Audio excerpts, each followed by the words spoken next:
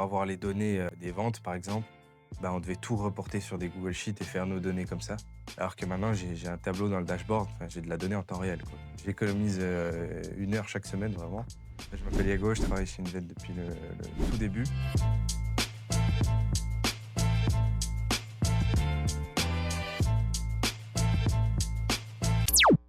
Alors, chez Invent, on fait du conseil immobilier.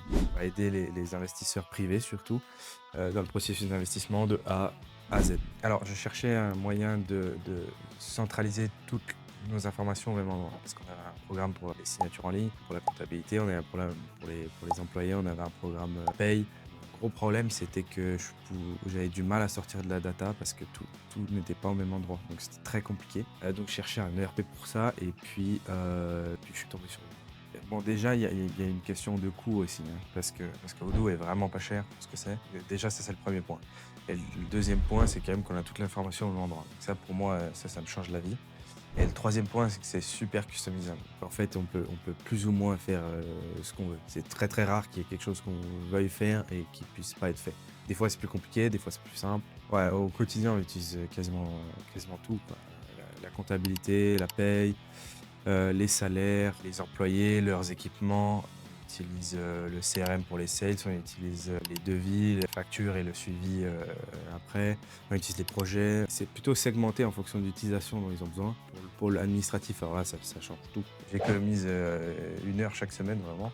La comptabilité, avant, on la faisait quasiment à triple parce qu'on avait la comptabilité sur notre logiciel comptable.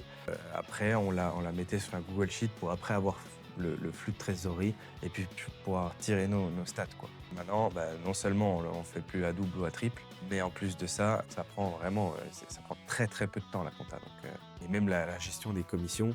Maintenant, pour les vendeurs, je vais dans mon tableau des commissions et j'ai tout qui est calculé, quoi. Alors qu'avant, bah, on devait le faire manuellement pour chaque vendeur tous les mois.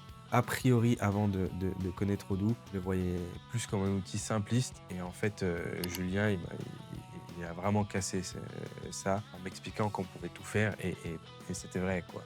Avec des exemples concrets, en me montrant, etc. Parce que c'est pas rien, de changer de CRM et de migrer toutes ces données. Donc moi, je préférais qu'on soit tous à l'aise et que ça se passe bien. Et en fait, si j'avais pas une Alios, bah, j'aurais sûrement fait des choses dans le mauvais sens. J'ai un exemple très concret pour ça. C'est qu'au début, je voulais absolument adapter Odoo à mes process.